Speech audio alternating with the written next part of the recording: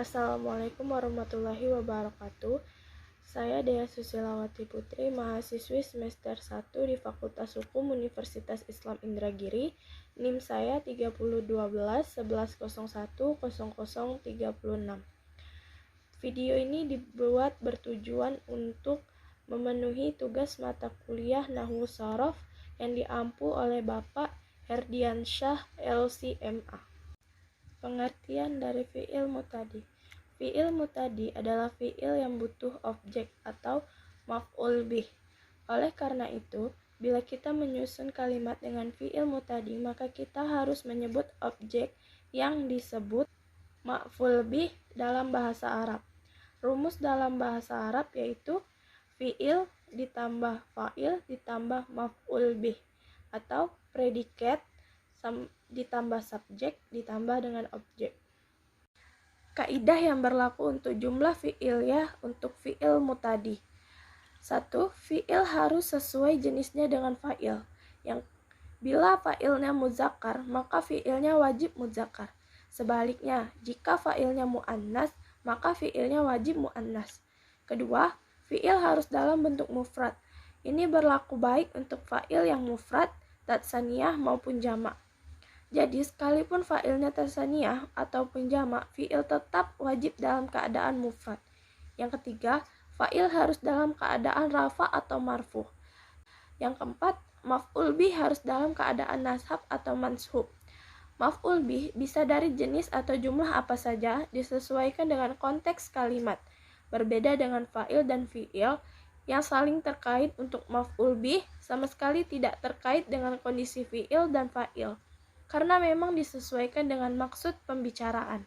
Pembahas selanjutnya kita masuk ke dalam fi'il madi. Yang pertama ada mufrad. Jumlah fi'iliyah untuk fi'il mutadi harus tersusun dari fi'il, fa'il, dan maf'ul bih. Sebagaimana disebutkan dalam kaidah bahwa fa'il harus rafa, sedangkan maf'ul bih harus nashab. Ketika rafa, isim mufrad wajib berharakat dhammah, dan ketika nashab, isim mufrad wajib berharakat fathah. Yang kedua ada tatsaniyah. Tidak ada pembahasan khusus untuk fi'il mutadi yang maf'ul bihnya tatsaniyah selain bentuk yang digunakan adalah aini bukan ani.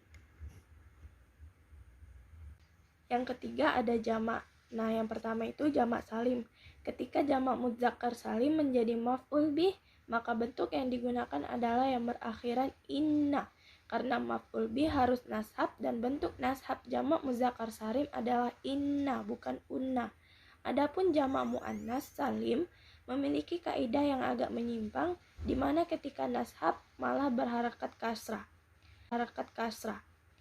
Selanjutnya ada jamak taksir. Jamak taksir termasuk jenis kata yang perubahannya berdasarkan harakat. Ketika rafa diberi harakat dhammah dan ketika nasab diberi harakat fathah. Artinya, bila jamak taksir menjadi fa'il, maka wajib diberi harakat dhammah, dan bila jamak taksir menjadi maf'ul bih, maka wajib diberi harakat fathah. Ini berlaku baik untuk jamak taksir lil akil maupun lil ghairil akil. Hanya saja ada perbedaan kaidah terkait dengan bentuk fi'il yang sesuai. Selanjutnya ada jamak taksir lil akil mudzakkar.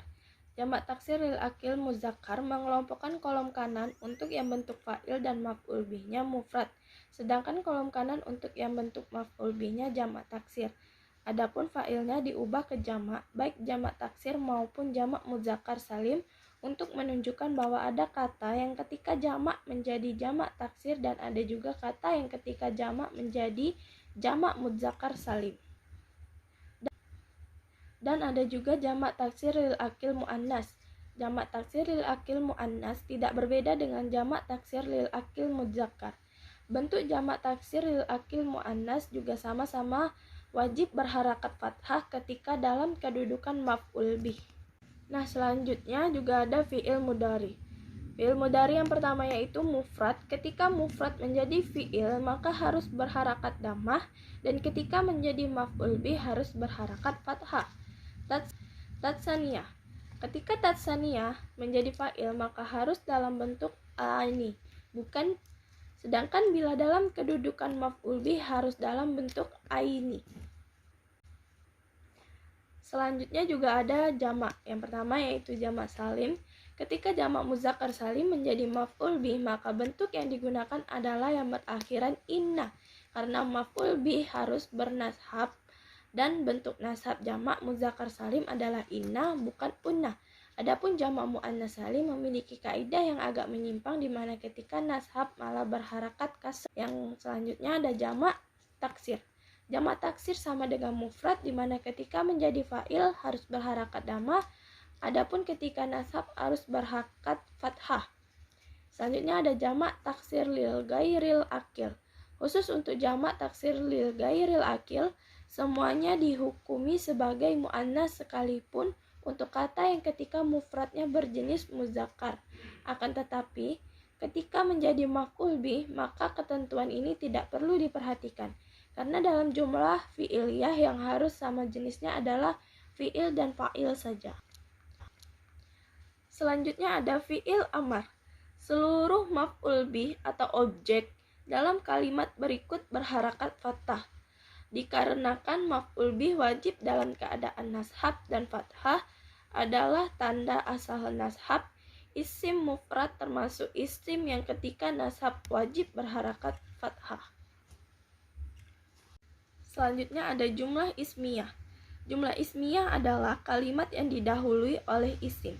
Pola kalimat jumlah ismiyah adalah sebagai berikut. Isim ditambah isim atau mubtada khabar. Isim yang pertama disebut dengan mubtada dan isim yang kedua disebut khabar. Mubtada adalah kata atau objek dalam bentuk isim yang ingin dijelaskan. Sedangkan khabar sesuai dengan namanya adalah kabar atau penjelasan dari kondisi, keadaan, jabatan, atau penjelasan dalam bentuk apapun dan objek yang sedang dijelaskan atau mubtada.